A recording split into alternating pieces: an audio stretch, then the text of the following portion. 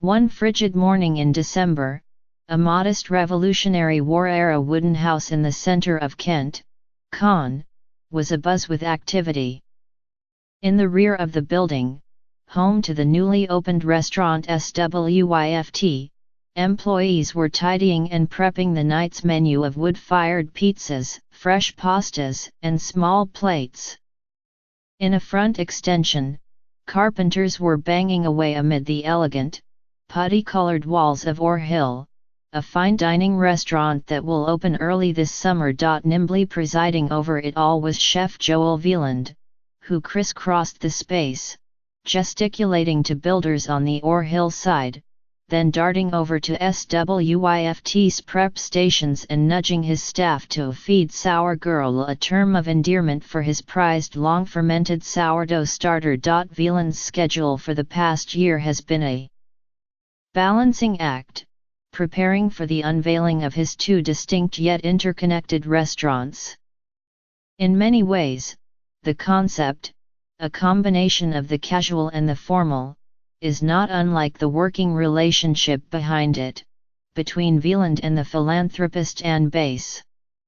After the James Beard-nominated Wieland, who has cooked at Noma and Gramercy Tavern, left his most recent post at the acclaimed Community Table in New Preston, he began brainstorming ideas with Bass, a longtime local resident, who just happened to be purchasing this building in Kent.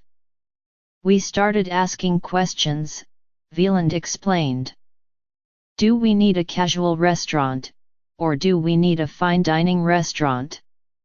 They decided that Litchfield County, with its growing number of quietly chic shops, including Plain Goods, George Home, and Privet House, and its roster of marquee fashion and art world residents, Jasper Johns, Agnes Gund, Diane von Furstenberg, could use both. At Ore Hill and SWYFT, the balance between approachable and upscale will be key.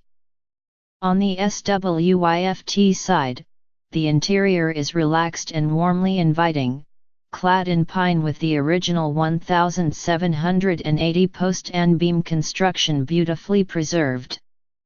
Ore Hill, its fine dining counterpart, will be more dressed up but similarly low-key, furnished with shaker-inspired tables and chairs. Behind both spaces are a number of design stars.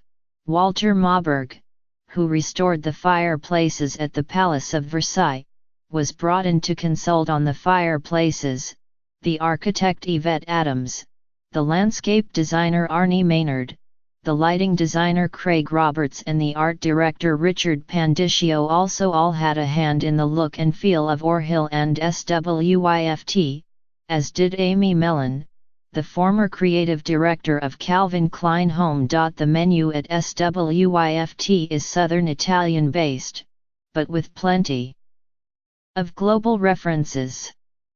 "It's a pretty average Joe menu," said Wieland, humbly underselling his selection of lush bolognese, agro dolce topped burgers and beef tallow fries, "but we're trying to do the best version of these classic items. It's affordable food, but with elevated flavor profiles making things taste amazing."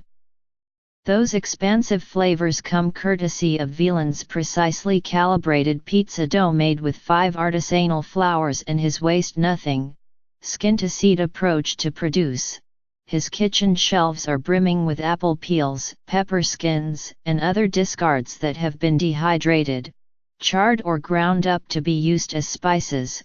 A dizzying array of SWYFTs, and eventually Ore Hill's, produce comes from Rock Cobble Farm, Bass's nearby organic farm. "Anne has always been a passionate horticulturalist. She really knows a lot about plants," said Wieland. "The level of this farm is crazy high.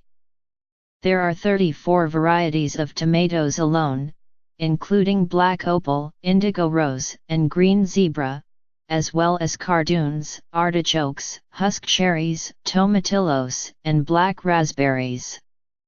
But the real surprises are greenhouse-grown citrus such as yuzu, limes, and kumquats, as well as lemongrass and ginger, which make their way into SWIFT menu items such as crudo with yuzu kosh and pickled celtis. When Or Hill opens this summer, it will likely be offering experimental tasting menus. I want to do some more creative, avant-garde stuff that you could only do in a fine dining atmosphere, Wieland said. To that end, Rock Cobble Farm is growing some unusual plants such as horizontal, or Aztec broccoli, and hard-to-find varieties of melons such as Charentais and Prescott Fond Blanc.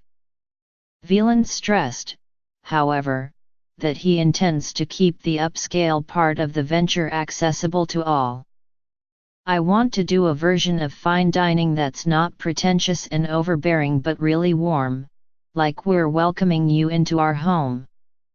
There should always be a yin and a yang to these things.